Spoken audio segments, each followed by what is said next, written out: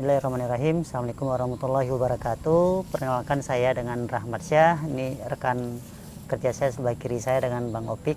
Saya kebetulan tinggal di Jagakarsa. Saat ini lagi mencoba untuk membangun edu bisnis ya di bidang kelor di wilayah Ciganjur khususnya.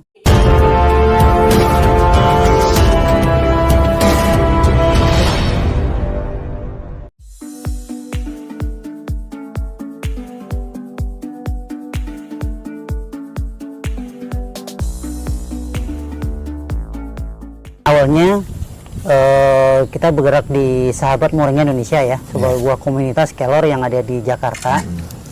Kita mulai melakukan sosialisasi tentang pemanfaatan kelor itu di melalui media sosial Facebook. Kita selalu bagaimana kita memberikan edukasi kepada masyarakat Jakarta akan manfaat kelor yang sebenarnya. Nah, seiring perjalanan waktu, teman-teman di Sahabat Moringa Indonesia berkeinginan bagaimana kalau kita melakukan suatu aksi nyata untuk masyarakat Jakarta, yang akhirnya di tanggal 28 November yang lalu di tahun 2021 kita melakukan kegiatan aksi tanam serentak di Hari Menanam Pohon Indonesia se-Kecamatan Jagakarsa. Dalam perjalanan, teman-teman juga akhirnya punya keinginan bagaimana kita membuat satu edu wisata di tentang kelor di wilayah Jagakarsa, yang akhirnya kita menemukan lahan di sini di Ciganjur, tepatnya di RT 1 RW 05 Kelurahan Ciganjur, yang mana insya Allah di sini kita akan membuat suatu arena bermain, arena belajar ya kan, dan ekowisata, ada budaya juga di sini. Dari proses penanaman, budidaya, pemanfaatan ke pakan. Di sini ada kambing, ada itik, ada ayam, sampai kita bagaimana mengolah jadi bahan makanan buat kita, dari teh sampai aneka macam kuliner yang bisa kita berdayakan masyarakat UKM se-Kecamatan Jagakarsa di wilayah sini. Nah, memang kita diawali dari hal yang kecil dulu ya. Bagaimana kenapa kelor bisa kita gaungkan di wilayah Jagakarsa ini? Yaitu diawali dari keprihatinan kita itu akan namanya stunting di wilayah Jakarta. Jakarta ini yang dikatakan kota metropolitan, rupanya angka stunting itu termasuk yang tinggi lah di antara wilayah-wilayah yang lain yang di Indonesia ini. Nah, dari situ yang akhirnya kita berinisiatif bagaimana kita bisa menyediakan pakan untuk kebutuhan anak-anak kita yang baru lahir maupun yang ibu yang menyusui dengan melalui media dengan makanan yang mudah, murah, dan ada di setiap halaman mereka. Nah, jadi kelor ini pun tidak hanya bukan kata kami di sini, tapi memang udah ada rekomendasi ya oleh Badan Dunia WHO dengan mengatasi stunting mereka melakukan suatu bentuk penelitian dan uji coba di Afrika untuk mengatasi kekurangan gizi di sana. Yang akhirnya dari tahun 2010 yang lalu sampai sekarang ya kelor ini sangat mendunia sekali. Itu sih. Nah, tinggal hari ini kami bagaimana nih mengedukasi masyarakat khususnya di wilayah Jakarta ini, yang ada di lebih khusus yang ada di wilayah Jagakarsa ini, mereka bisa memahami kelor dan baik dan benar untuk kebutuhan makanan mereka dari yang bayi maupun yang sudah dewasa.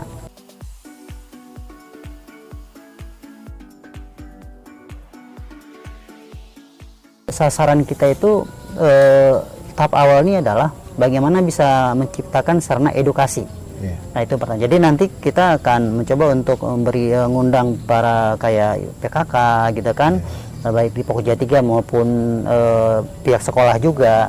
Kita mulai mengenalkan akan manfaat kelor terhadap anak-anak, terhadap produktivitas intelijensi mereka, terhadap peningkatan gizi anak-anak gitu kan, baik yang udah melahirkan maupun yang ibu menyusui. Makanya konsep kita adalah bagaimana setiap rumah itu ada pohon kelor, baik minimal 5 pohon, seperti itu. Jadi konsepnya bagaimana kita bisa mendapati asupan nutrisi seimbang melalui halaman kita.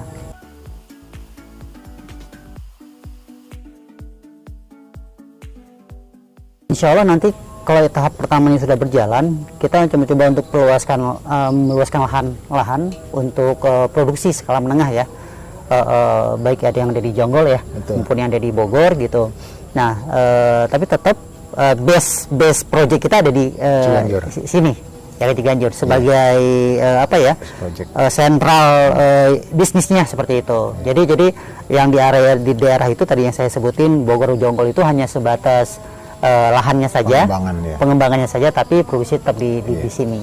Yang mana nanti kita tahap awal untuk skala industrinya kita akan memproduksi teh kelor dulu, yang kemasan yang teh celup, yang mana brand itu asli Jakarta, khusus asli Jakarta gitu. Itu tahap awal. Terus selanjutnya kita akan coba untuk ekspansi lagi, peningkatan ke pengolahan ke jadi bubuk ya. Dengan kehalusan minimal 500 mes gitu. Dan kita juga gandeng pihak UI untuk mereka melakukan penelitian di sini. Tadi Abang mencoba untuk meneliti ya, kita sangat senang sekali itu. Nah, insya Allah kita coba akan berkolaborasi dengan Moringa Organik Indonesia yang ada di Blora, itu guru saya Pak Dudi Krisnadi, untuk pasar ekspor. Jadi dari sekian tahun di sekian bulan, memang awalnya kan kita mencari tempat pembibitannya dulu. Alhamdulillah kita ketemu area ada sekitar 1.500 meter itu di wilayah Kebagusan Raya, Kelurahan Jagakarsa ya. Nah itu sentral pembibitannya di sana. Nah selanjutnya kita mencari nih area budidayanya.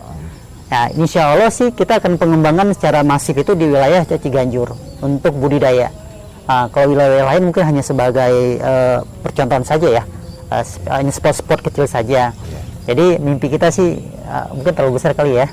Jadi orang-orang di daerah, karena ini kan udah tahu daerah, semua udah tahu Jakarta ini ada kelor, kan? Jakarta ini ada kelor, ada kampung kelor, kira seperti itu. Nah harapan kami adalah ada orang daerah datang, teman-teman datang dari manapun, mereka oleh-oleh itu kelor gitu loh, seperti itu ya. Makanya itu minimal selain kita ada spot area khusus untuk budidayanya, dan setiap rumah juga ada pohon kelornya seperti itu.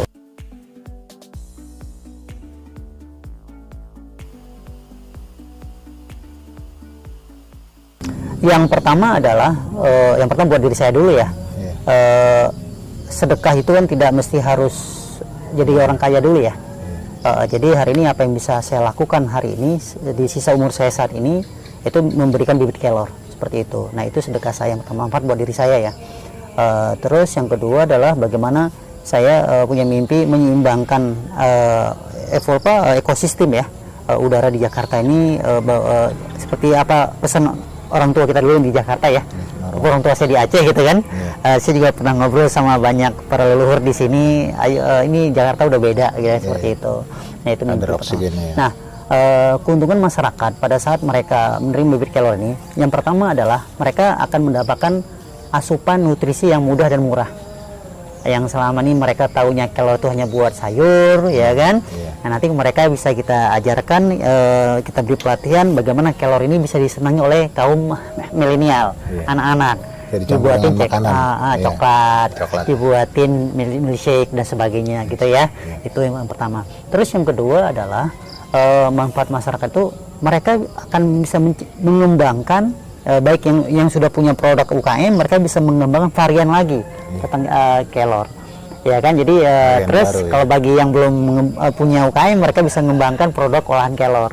Jadi ini sangat membantu untuk meningkatkan perekonomian masyarakat, khususnya yang kelas menengah ke bawah itu ya Pak, seperti itu. Terus manfaat yang ketiga adalah mereka rasa bangga terhadap kampung mereka sendiri. Yang selama ini kan warga Jagakarsa khususnya di Ciganjur ini mereka ada pengetahuan banyak kan orang luar yang membawa kampung mereka gitu, sedang mereka sendiri malah keluar kan seperti itu. Jadi hari ini bagaimana ya warga Jagakarsa khususnya di Ciganjur ini mereka peduli dengan kampung mereka, akan kelestarian alam kampung mereka, akan budaya mereka seperti itu. Makanya saya selaku saya bilang orang luar ya, tapi udah aku dirinya orang Jagakarsa gitu. Gitu. Jadi punya niat yang kuat sekali bagaimana budaya ini bisa dipertahankan melalui menanam seperti itu. Untuk warga kita di sini saya rasa cukup aware sekali ya, dan sangat senang sekali, bergembira dengan adanya kampung kelor ini dan bersemangat. Bahkan kita juga dorong oleh aparatur-aparatur pemerintahan kita bahwasanya kita memang untuk digiatkan untuk penanaman kelor ini. Dan memang sebelumnya udah ada edukasi dari acara-acara sebelumnya, bahwasanya kelor ini banyak sekali manfaatnya gitu.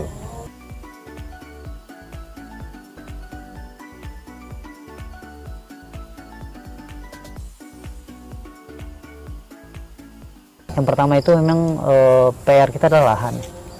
Sebenarnya sih lahan sih bisa ya. Kita juga tadi Kita siasati dengan siasati bukan rumah gitu ya. Jadi sebenarnya PR kita nih saat ini adalah bagaimana bisa mengajak stakeholder nih, ya kan, untuk ayo gitu kan, apa yang mampu gitu kan. Saya mampu dengan tenaga, ya kan, ada yang kurang, mengenai kita kalau nge-hire orang kan perlu dikasih minum, kayak tadi kan nggak ada minum gitu kan. Jadi memang secara globalnya kita lagi butuh namanya CSR saat ini, seperti itu kan. Itu tuh sangat urgent banget, apalagi kemarin kita ngobrol dengan Bang Jo, Bang ayo kita buat biar gaungnya agak sedikit gedean dikit gitu kan, kita buat event di hari momennya pas di hari hari Tani Nasional. Kita membuat Eco-Edu Business Kelor Moringa ini kan dengan Kelornesia itu, dimana kita bisa meng-hire CSR.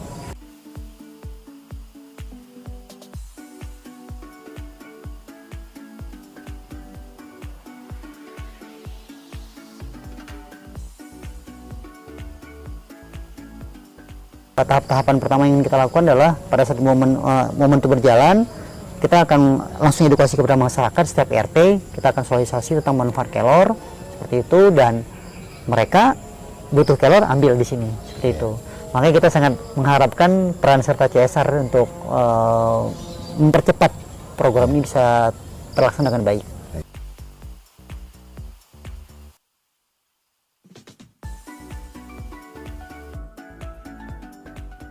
Misi pertama sih itu, jadi CSR yang pertama kutip untuk masyarakatnya tadi ya. Yang kedua sebenarnya buat lingkungan. Jadi paling tidak kita sedekah oksigen juga. Ya, itu yang pertama. Kan kalau ini sangat mudah sekali tumbuh ya, mau disetek. Tapi kami menyarankan jangan dari setek, harus dari biji. Dan banyak masyarakat kita juga nggak kenal, memang kelor ada bijinya. Nah, kenapa harus dari biji? Bahwa kelor ini adalah satu tanaman, mungkin ya di antara semua tanaman yang ada, itu yang penyerapan kadar airnya itu tinggi sekali. Jadi kalau di rumah kita ada pohon kelor yang usianya lebih dari 5 tahun, minimal udah segini nih, itu dipastikan itu air tanah dia nggak bakal kering musim kemarau. Karena dia tuh ada bonggol, terus ada butiran kecil. Nah itu tuh. Busa gitu. Nah jadi tuh dia nyimpen air. Itu yang pertama. Terus yang kedua, ini kelor tidak rakus tuh. Tidak rakus, tidak mengganggu, tidak merusak. Apabila kita nanam misalnya di yang udah tembok, dia nggak bakalan ngancurin tembok. Kalau hanya diberikan hanya segitu ruangan bodi, dia akan segitu saja. Ilmu itu saya buktikan di rumah. Saya ada pohon kelor yang sudah 5 tahun, saya dikasih dalam polybag, ya sudah, dia segitu saja, nggak bakal keluar. Kamu jangan keluar, nggak keluar akarnya dia. Cuman ya tadi konsekuensinya pohonnya cuma segini saja.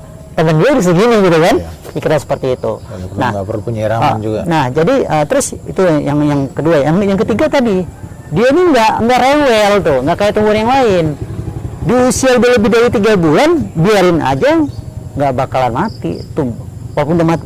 Walaupun batangnya mati, dia akan tumbuh tunas baru lagi nanti dari biji itu. Memang dia cocok di iklim tropis. Itu keuntungan kelor itu. Di samping tadi penyerapan CO2-nya, kalau memang nanti motivasi kita untuk lingkungan, berarti jangan dipakai buat kita konsumsi seperti itu, karena dia buat nyerapkan seperti itu.